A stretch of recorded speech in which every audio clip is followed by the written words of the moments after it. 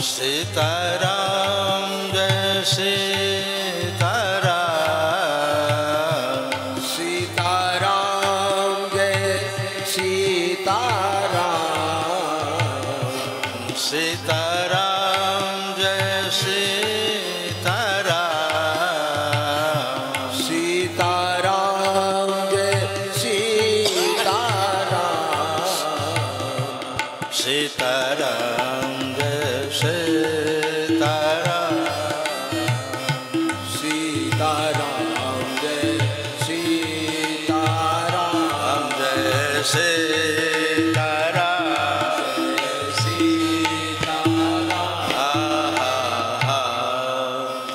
बोलिए कुंभ महापर्व की, तीर्थराज प्रयाग की, त्रिवेणी संगम की, द्वादश माधव की, बेनी माधव की, अक्षय बट की, संत समाज की, भक्त समाज की, भाष्यकार भगवान की, श्री वेदांतेशिक स्वामी जी महाराज की, श्री लक्ष्मी हैग्रीव भगवान की, अखंड श्री राम ज्योति की, परम पूज्य योगी सम्राट श्री देवराह बाबा जी महाराज की, अयोध्या पीठाधीश्वर जगत गुरु श्री स्वामी जी महाराज की, सत्य सनातन धर्म की जय जय सीताराम।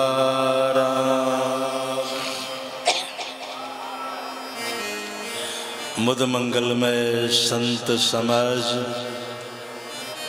भक्त समाज, स्नेहमयी मातृशक्ति, देवियों, स्नेहालु बच्चों, प्रभु की महती अनुकंपा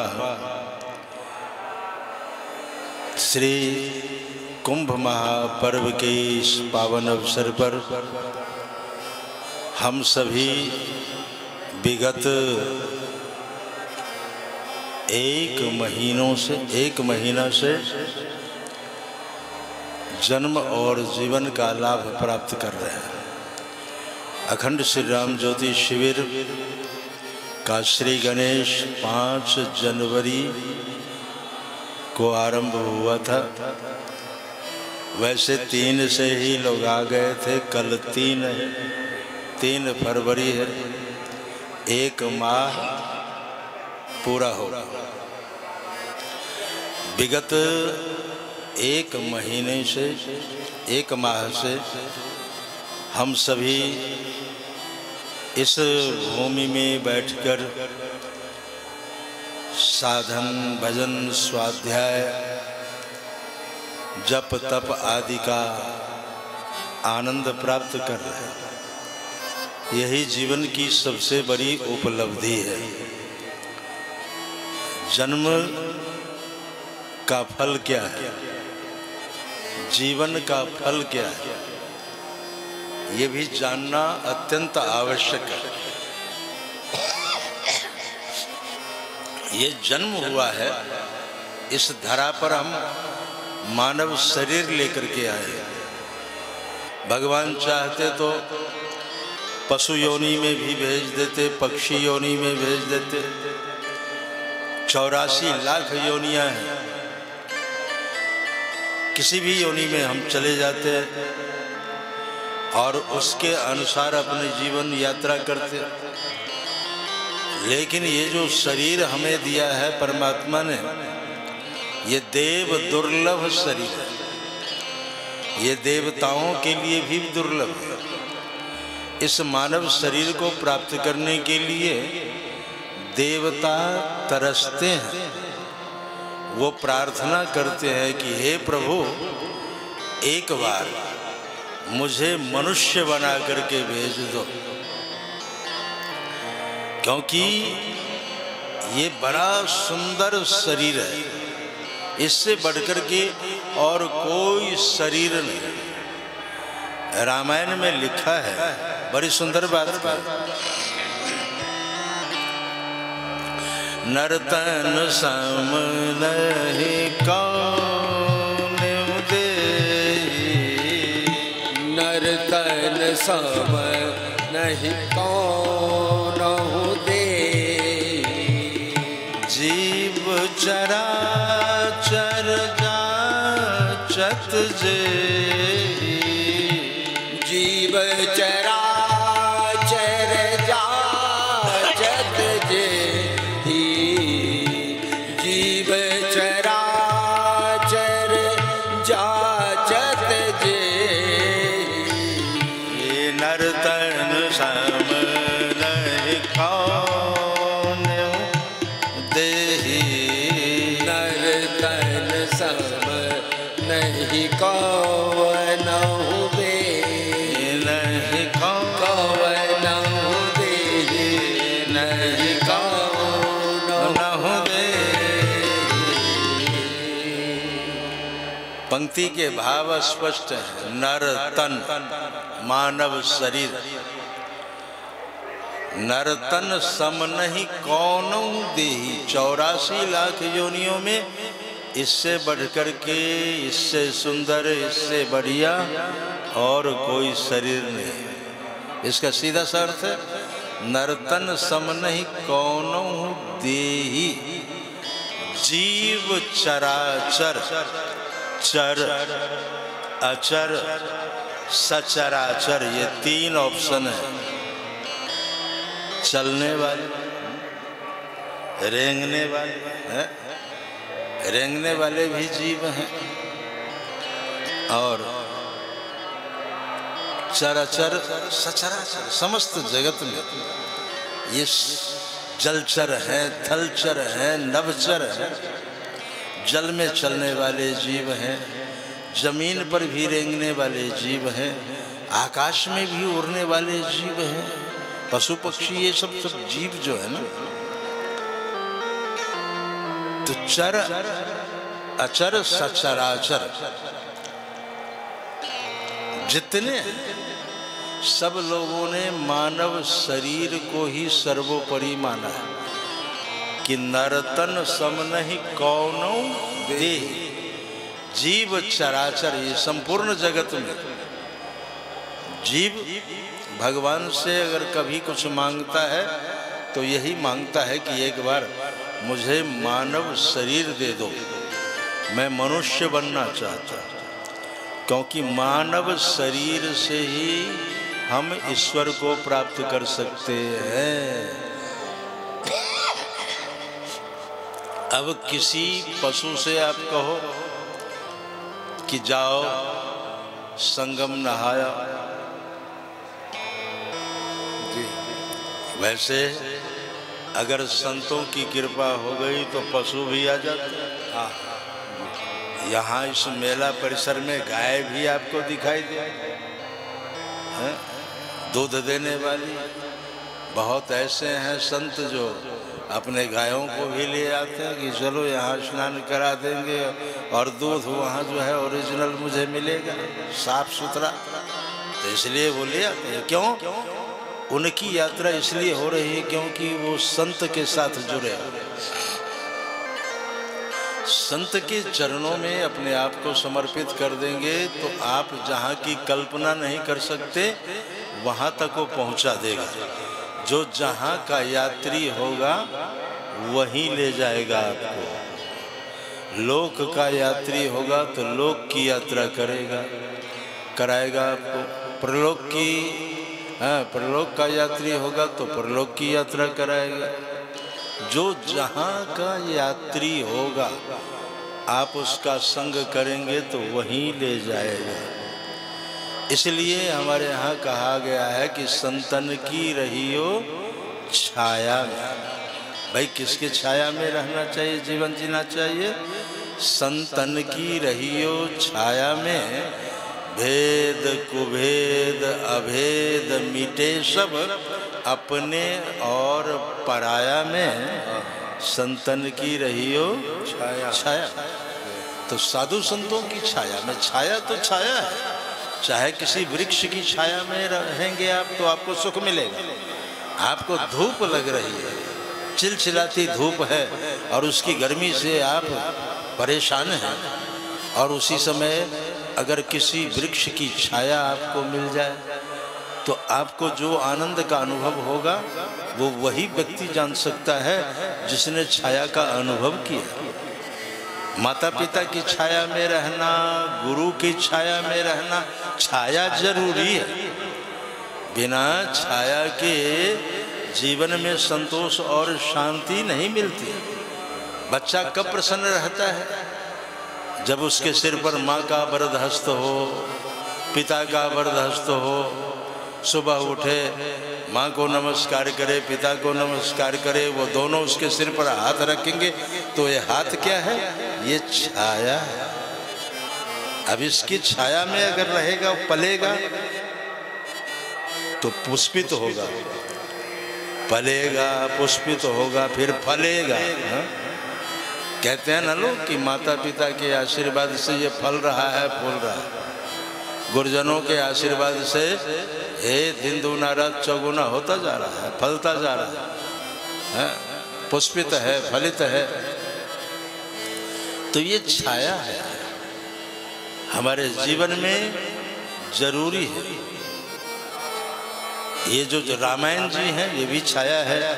लिखा है रामायण सुर तरु की छाया, रामायण सुर तरु की छाया, रामायण सुर तरु की छाया, रामायण सुर तरु की छाया। दुख भादुर निकट जो आया, दुख भादुर निकट जो आया, दुख भादुर निकट जो आया, दुख भादुर निकट जो आया। रामायण सुर तरु की छाया, रामायण सुर तरु की छाया सुर तरु की छाया, सुर तरु की छाया। ये सब छाया है। ये हमारे गौरव ग्रंथ जो हैं, धर्म ग्रंथ जो हैं, ये भी छाया है। इनके शरण में आओगे ये भी सुख देगा। यहाँ जो आए हो आप, त्रिवेणी में डुबकी लगाई, 45 किलोमीटर की परिधि जो है सब त्रिवेणी है, सब संगमे घाट है। यहाँ से वहाँ तक डुबकी लगाए, माधव की पूजा की। अक्षय बट वृक्ष है, अक्षय, उसका कभी क्षय नहीं होता। सारी दुनिया में प्रलय हो जाती है, सब नष्ट हो जाता है, लेकिन वो वृक्ष कभी नष्ट नहीं होता। उसी वृक्ष के, उसी बट वृक्ष के पत्ते के ऊपर भगवान बाल कृष्ण जो है विराजमान। बटस्य पत्रस्य पुटे शयानम बालम मुकुंदम शिरसा नमामि। तो वो अक्षय बट है जिसके ऊपर प्रतिबंध लगा हुआ था, लेकिन हमारे उत्तर प्रदेश के यशस्वी मुख्यमंत्री माननीय आदित्यनाथ जोगी जी ने पिछले अर्ध कुंभ में वो जो प्रतिबंध था कि अक्षय वट का दर्शन कोई नहीं कर सकता, परिक्रमा नहीं कर सकता, वो प्रतिबंध हटा दी और आज वो लोग परिक्रमा भी कर रहे हैं, दर्शन लाभ करके जन्म और जीवन को सफल बना रहे।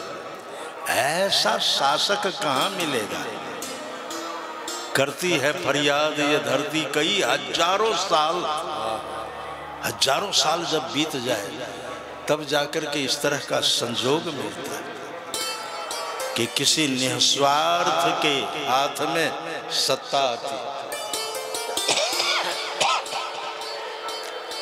अभी तक आजादी के बाद आप देख लें, आजादी के बाद जितने सत्ताधीश हुए सबके इतिहास को पढ़ करके आप देखिए, आपने भी देखा है, संविधान की स्थापना हुई, उसके बाद हम लोगों की भी पैदाइश है, हम लोगों ने भी देखा है, आजादी के बाद से देखा, सभी शासकों को देखा, लेकिन आज तक इतनी व्यवस्था किसी के शासनकाल में नहीं हुई, पहली बार। और 144 वर्ष बाद ये कुंभ आया, ये संजोग भी नहीं बनता जल्दी, 12 साल बाद तो कुंभ आता ही है, पूर्ण कुंभ, अर्ध कुंभ, लेकिन 144 साल बाद ये संजोग बना है। क्या पता फिर मिले या ना मिले, कौन जानता है। जो जिए सो कुंभ नहाया, एक पल का भरोसा नहीं, एक क्षण का भरोसा नहीं। यहाँ भीड़ में ही बहुतों की टिकट कट गई है, बाहर निकले,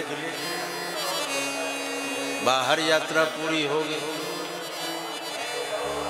कहाँ टिकट कट जाए इसकी कोई गारंटी तो है नहीं। इसलिए हर पल प्रभु को याद करने की आवश्यकता है।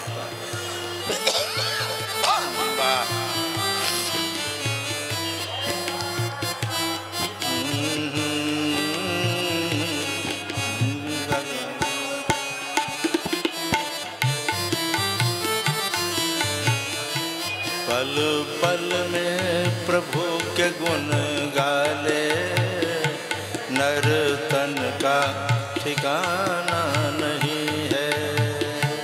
पल पल में हरि के गुण गाले, नर तन का ठिकाना नहीं है।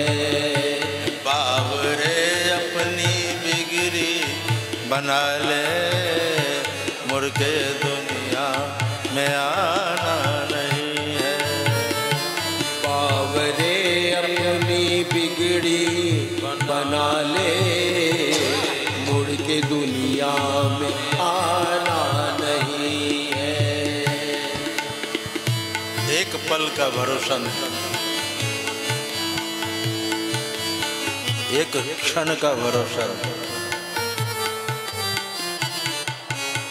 और संसार के ऊपर तो भरोसा करना व्यर्थ है। भरोसा करनी हो तो भगवान के ऊपर भरोसा करो, गुरुजनों के ऊपर भरोसा करो, जो भरोसेमंद हैं उनके ऊपर भरोसा करो। गोस्वामी जी ने कहा है, एक भरोसो एक बल, एक आस विश्वास, राम नाम घन श्याम हित, चातक तुलसीदास। जो भगवान के ऊपर भरोसा करता है, गुरुजनों के ऊपर भरोसा करता है, उसे सफलता मिलती है। नहीं तो एक पल का भी भरोसा नहीं। जीवन बहुत कम है, क्या पता हम फिर अगले कुंभ को देख पाएंगे कि नहीं देख पाएंगे, कोई गारंटी तो है नहीं। इसलिए अवसर जब सामने आए तो लाभ उठा लेना चाहिए। अवसर सामने है, लाभ उठा रहे हैं, वो बुद्धिमान माना जाता है।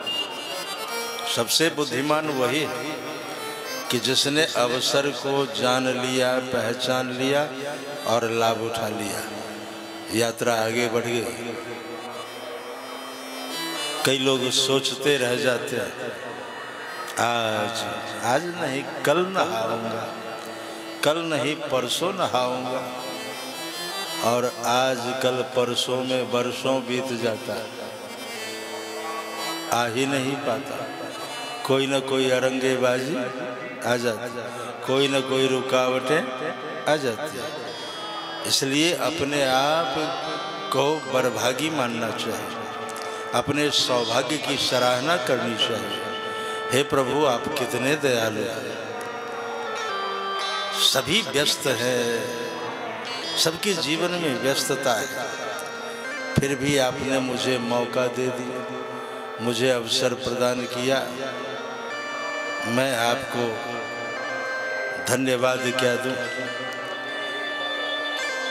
अपने सौभाग्य की ही सराहना कर लेता हूं कि आपने कृपा की और मुझे आज ये दुनिया का सर्वश्रेष्ठतम विशाल मेला कुंभ महापर्व में आने का अवसर प्रदान किया। यहाँ गंगा जी में डुबकी लगाने का अवसर मिला, साक्षात सरस्वती के दर्शन करने का अवसर प्राप्त हुआ, साधु संतों के दर्शन का लाभ प्राप्त हुआ, एक से एक यज्ञ अनुष्ठान देखने को मिला। यहाँ सब कोई आया। हमने पहले दिन इस पंक्ति का आश्रय लिया था, सुनिए और गाइए।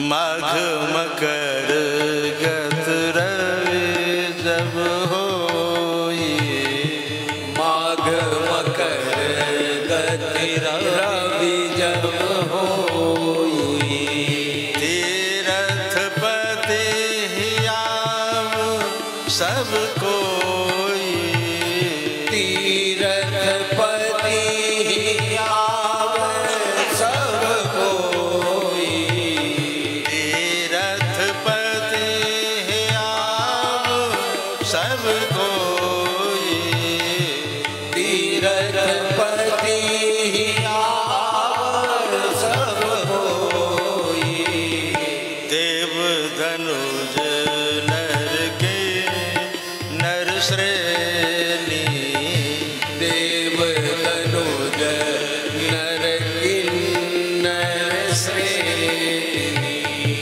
सादर जय सकल त्रिवेणी, सादर मजहि सकल त्रिवेणी, सीताराम जय सीताराम गाइए। सीताराम जय सीताराम, सीताराम जय सीताराम, सीताराम जय सीताराम, सीताराम जय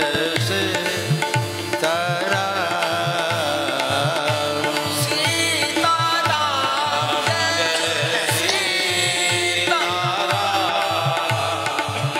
सीताराम जय सीताराम, सीताराम जय सीताराम,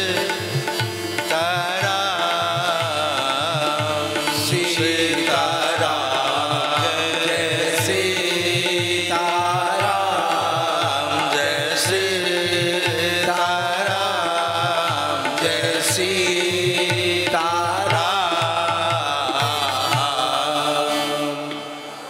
माघ मकर गत रवि जब हुई, मकर संक्रांति से लेकर पूर्णमासी तक ये 5 स्नान होते हैं और इन 5 स्नान के पीछे बहुत सारी गाथाएं हैं, बहुत सारी मान्यताएं हैं। मकर संक्रांति के अवसर पर अगर यहाँ इस भूमि में आए, डुबकी लगाए, गंगा जी पार हो गए तो पार हो गए, डूब गए तो पार हो गए, दोनों पक्ष है।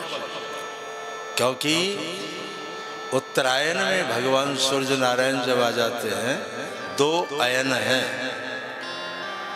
6 महीने का अयन होता है, दक्षिणायन। 6 महीने सूर्य नारायण दक्षिण में होते हैं, विषुवत रेखा पर होते हैं, और 6 महीने उत्तरायण होते हैं, कर्क रेखा पर होते हैं। मकर राशि भी है। तो ये जो एक गणित है, एक मैथ है हमारे ज्योतिष शास्त्र में। 12 राशियां हैं, उन राशियों के ऊपर सूर्य नारायण घूमते रहते हैं। किस राशि पर कितने मिनट घूमते हैं, कितने घंटे घूमते हैं, और घूमते घूमते जब मकर राशि पर आते हैं, 12 महीने 12 राशियों पर चक्कर काट के जब मकर राशि पर आते हैं, और मकर राशि में ये संयोग बनता है अमृत कुंभ का। मकर संक्रांति के ये मकर संक्रांति के समय अगर शरीर पूरा हो गया तो आवागमन के चक्कर से लोग छूट जाते हैं। महाभारत का सीरियल आपने देखा है, बाणों की सैया पर भीष्म पितामह विराजमान थे। उनकी इच्छा मृत्यु थी, जब चाहते अपनी यात्रा पूरी कर लेते, लेकिन पितामह ने शरीर पूरा नहीं किया। अंग अंग में बाण विधा हुआ था, शरीर पूरा क्यों नहीं किया? इसलिए कि जब तक उत्तरायण में सूर्य नारायण नहीं आ जाएंगे मैं यात्रा पूरी नहीं करूंगा। उत्तरायण की प्रतीक्षा करने लगे, और वही हुआ। जब मकर संक्रांति का अवसर आया तो पितामह ने संकल्प किया कि अब मैं इस कलेवर का परित्याग करूंगा, इस शरीर का परित्याग करूंगा। लेकिन भगवान अगर सामने हो तो अच्छी बात है। गृहस्थाश्रम में कोई यात्रा पूरी करता है तो संतान को बुलाता है, बेटे को बुलाए, बेटियों को बुलाए, तुम मेरे सामने हो, और उसको समझा करके यात्रा पूरी करता है, क्योंकि उसमें ममता होती है। इसलिए वो अपनी यात्रा से पहले सारी बात बच्चों को समझा देता है। जो सिद्ध होते हैं, जो साधक होते हैं, उनका संबंध सीधे भगवान से होता है। पितामह का संबंध सीधे भगवान कृष्ण के साथ था। तो जैसे यात्रा पूरी करने की इच्छा हुई, पितामह ने याद किया भगवान को। याद को दूसरी तरफ से पढ़ो, इधर से लिखो याद, दूसरी तरफ से लिखो तो पढ़ो तो दया। इधर से लिखेंगे याद और उधर से पढ़े तो दया। जो याद करेगा उसी के ऊपर दया होगी। जो ध्यावे सोई पावे, न तो सूखे शंख बजावे। इसलिए याद करनी चाहिए। याद करने योग्य भगवान है। भगवान को याद कर, तो भगवान को जैसे याद किया पितामह ने, भगवान आ गए। नमस्कार किया, पितामह ने कहा कि कृष्ण एक आदेश मानोगे? कहा आज तक तो आपका ही आदेश मानता आया हूं, एक बार आदेश करें, क्या करना है? पितामह ने बहुत सुंदर आदेश दिया। सदैव देवो भगवान प्रतीक्षताम कलेवरम यावेदम हिनोम्यहम प्रसन्नः सारुणलोचनो लसन् मुखाम्बुजो ध्यान पथश्चतुर्भुजः। सदैव देवो भगवान प्रतीक्षताम, कृष्ण तू मेरी प्रतीक्षा करेगा। प्रतीक्षा तो प्रतीक्षा है, कहते हैं इंतजार की घड़ी बड़ी लंबी होती है। कैसी प्रतीक्षा? कहा कलेवरम, कलेवर कहते हैं इस शरीर को। इदम कलेवरम, इस शरीर को जब तक मैं पूरा न कर लूं तब तक तुम मेरे सामने खड़े रहोगे। भगवान ने कहा लेकिन आपका क्या भरोसा, आपकी इच्छा मृत्यु है, पता नहीं अभी त्याग करेंगे कि 6 महीना बाद, तब तो हम लटके रह जाएंगे महाराज। हैं? आप कब शरीर पूरा करेंगे ये तो बता दो। कहा कि बस तुम खड़े रहो। कलेवरम यावेदम हिनोम्यहम, तो कहा महाराज ठीक है, आपकी आज्ञा शिरोधार्य, लेकिन ऐसे नहीं, प्रसन्न हासा, हंसते हुए आप अच्छे लगते। भक्त भगवान से कहता है कि वैसे तो आप सर्वांग सुंदर हो स्वामी, बहुत अच्छे लगते हो, आपकी आंखें बड़ी सुंदर है, आपके हाथ बहुत सुंदर हैं, आपके चरण बहुत सुंदर हैं, आपके बाल बहुत सुंदर हैं, लेकिन आप जब हंसते हो तो आपका मुख बड़ा सुंदर लगता है देखने में। तो इसलिए मैं चाहता हूं कि मरने से पहले एक बार आपका मुस्कुराता हुआ स्वरूप देख लूं। क्या बढ़िया भाव है। प्रसन्न हासा रुण लोचनो लसन मुखाम्बुजो ध्यान पथस चतुर्भुजः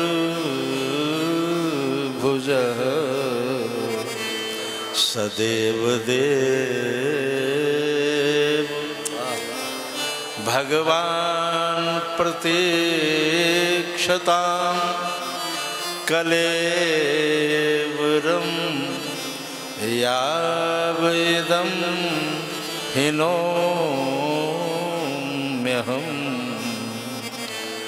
महाराज आप मुस्कुराते हुए मेरे सामने रहो। सबकी इच्छा होती है श्री गंगा जी का तट हो, जमुना का वंशी वट हो, मेरा सांवरा निकट हो, जब प्राण तन से निकले। पितामह ने कहा और भगवान ने चतुर्भुजी रूप धारण किया।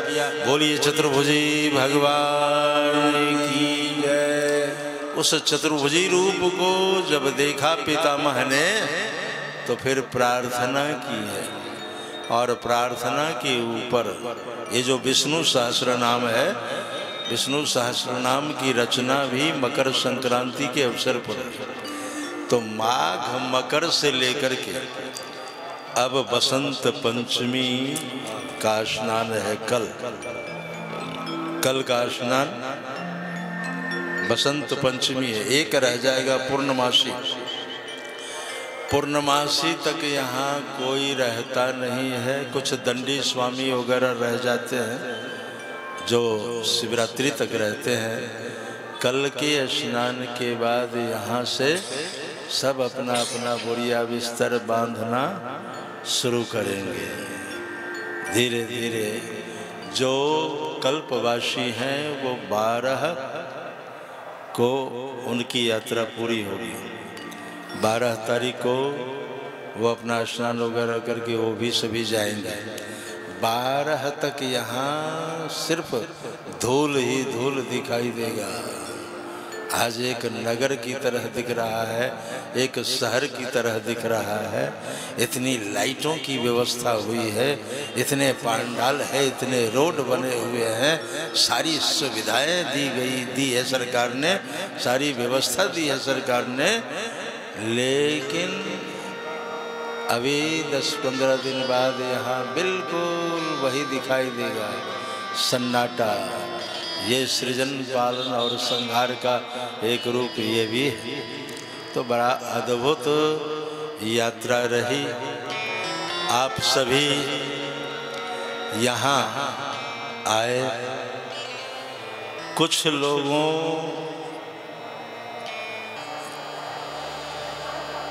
लोगों ने हमें झेला,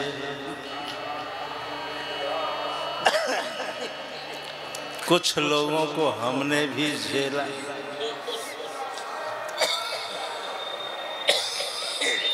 कुछ लोगों ने सहन किया, हमने भी नहीं, हमने भी कुछ बहन किया। तो कुछ सहनीय, कुछ बहनीय, ये सब चला। आप लोगों ने भी खूब सेवा की, और इस दास से जो सेवा बन पाया हम अपने अवस्था के अनुसार जितना कर सकते हैं उसमें कमी नहीं की। तो अब ये सब जो है क्रम चला, कल का है आखिरी हिसाब किताब। आज लीला भी आखिरी है, लीला भी अंतिम दिवस में आपको इस मंच से दिखाया जाएगा। ये कथा का भी आज अंतिम दिवस ही मान के चलना चाहिए। कुछ जो है पूरा करके चले गए, कुछ अधूरा छोड़ के चले गए। अब जाने वाले को तो कोई रोका नहीं आज तक, रहने वाले को कोई भगाया नहीं, जाने वाले को कोई रोका भी नहीं। तो जाना आना जाना लगा हुआ है। आप सबों ने बड़ी सहनशीलता का परिचय दिया। अब इस बालू में जितनी व्यवस्था हमसे हो सकी, भाई हम ये नहीं कहते एक से एक ठाठ बाट सबके रहने की है। हम लोगों का क्या, हम लोग तो अब साधु ठहरे, जहाँ आसन लगा बैठे वही समझा मकान अपना। अब हम तो टाट मिले तो टाट में, खाट मिले तो खाट में, बाट मिले तो बाट में, हाट मिले तो हाट में, ठाठ मिले तो ठाठ में। जहाँ साधु बैठ गया बैठ गया। लेकिन जो ठाठ बाट वाले हैं उनको थोड़ा दिक्कत होती है।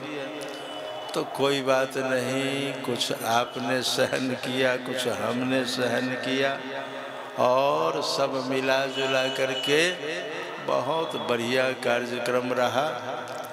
आप सभी को खूब साधुवाद, जिन्होंने इतनी सज्जनता का परिचय दी। और मेरे द्वारा जो भी सेवा में त्रुटि हुई, थोड़ा बहुत कमी रह गई, उसको भी सहन किया। तो हाँ, कई लोग वृद्धावस्था में छोड़ भी देते हैं कि चलो अभी इनसे नहीं हो पा रहा है तो कोई बात नहीं। हाँ, तो जितना हो पाया हो पाया, जितना हो पाया हो पाया। आगे से तो ये भी होगा कि नहीं होगा कोई गारंटी नहीं है, क्योंकि अब अपने राम भी रिटायर हो गए। और रिटायर लोगों को कोई पूछता नहीं। अब सभी व्यवस्था हो गई है। अब गृह जाहु सखा सब भजहु मोहि दृढ़ नेम। तो सभी लोग अपनी अपनी व्यवस्था के अनुसार, अब कल की बात है, कल यहाँ प्रातः 9 बजे से 12:30 बजे तक संतों का यहाँ आना जाना होगा। अब मैं बोल बोल करके भी गला हमारा जवाब दे रहा है, आप देख ही रहे हैं, इसलिए कोशिश कर रहा हूँ थोड़ा बहुत चलते चलते कुछ जली कटी सुना ही दूँ। क्या करना, क्यों, और तो मुझे कुछ आता नहीं। कहने सुनने की आदत है, कुछ आप सुनाए तो हमने सुना, कुछ हमने सुना दी तो आपने सुना। तो अब ये सब लेन देन बराबर हो गया। और कल भंडारा वगैरह होगा, कल्पवासी है वो रहेंगे, धीरे धीरे लोग अपना ले जाएंगे, सबका भुगतान होगा। और सोनू साउंड जो है हमारा बक्सा उतार करके ज़मीन में पटक दिया है। तो कोई बात नहीं बच्चा, उसको व्यवस्थित करके जाना, नहीं तो तेरी दक्षिणा कट जाएगी। तो सभी लोगों ने बड़ा उपकार किया हमारे ऊपर, हम तो सबका उपकार मानते हैं।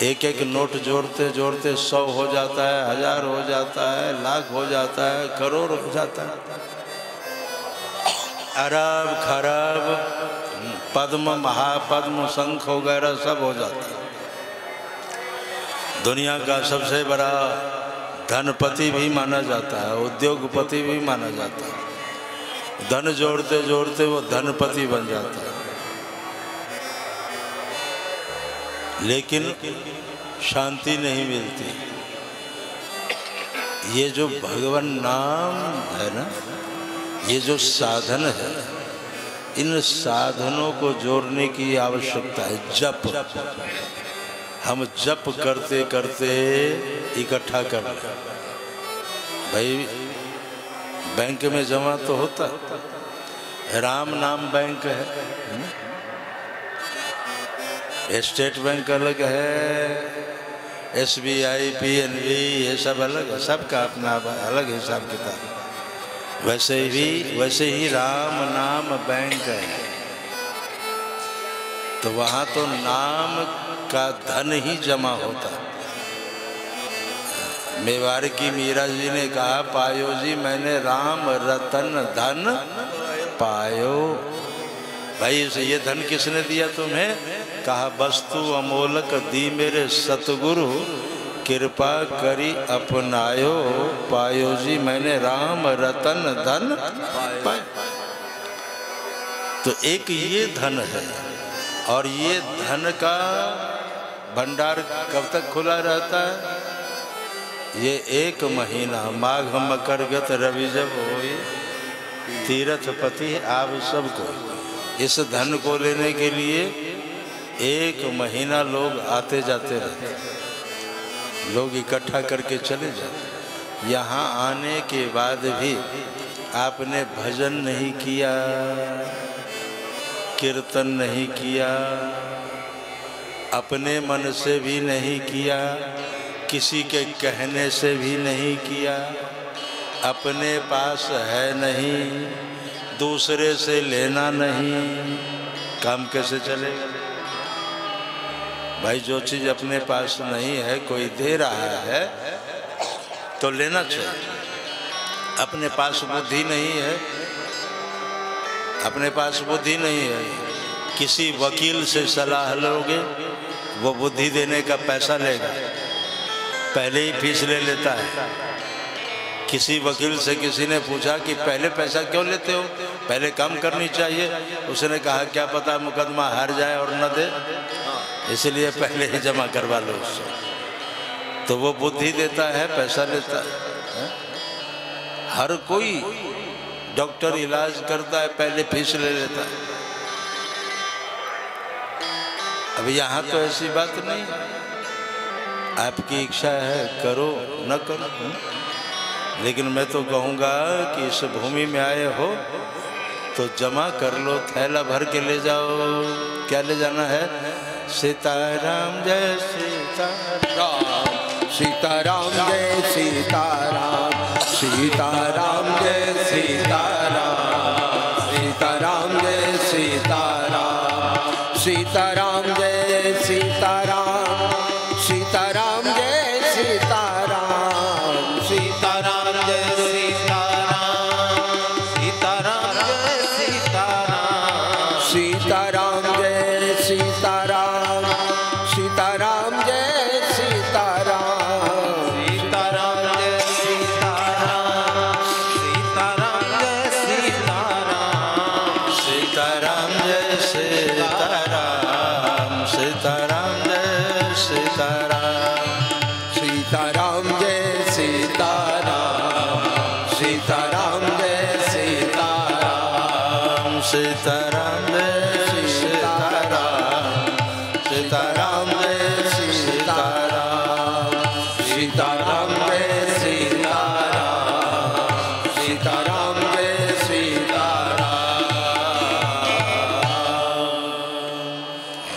तो यहाँ बैठ करके आपने साधन किया, अपनी श्रद्धा के अनुरूप किया, कुछ श्रद्धा पूर्वक किया, कुछ जोर जबरदस्ती से भी कराया गया। श्रद्धा तो नहीं थी, लेकिन जोर जबरदस्ती से भी कराया गया। आपके मुख में अगर कोई लड्डू जबरदस्ती ढकेल दे तो मीठा तो आपको ही लगेगा भाई, मीठा तो खाने वाले को ही लगेगा। ऐसे आपकी श्रद्धा नहीं थी, ऐसे आपका मन नहीं था, लेकिन किया तो बहुत ही सुंदर ये संजोग रहा। अब मैं अधिक नहीं बोल सकता, अधिक नहीं कुछ कह सकता। आज की कथा इसी कीर्तन के साथ विश्राम ले रही है। अब ये कब तक विश्राम स्थल में ये कथा रहेगी, कुछ कह नहीं सकते। इसलिए अपनी वांगमयी सेवा पुष्पांजलि तीर्थराज प्रयाग को समर्पित करते हुए वाणी को विराम। आप सभी को जय सिया राम। और अब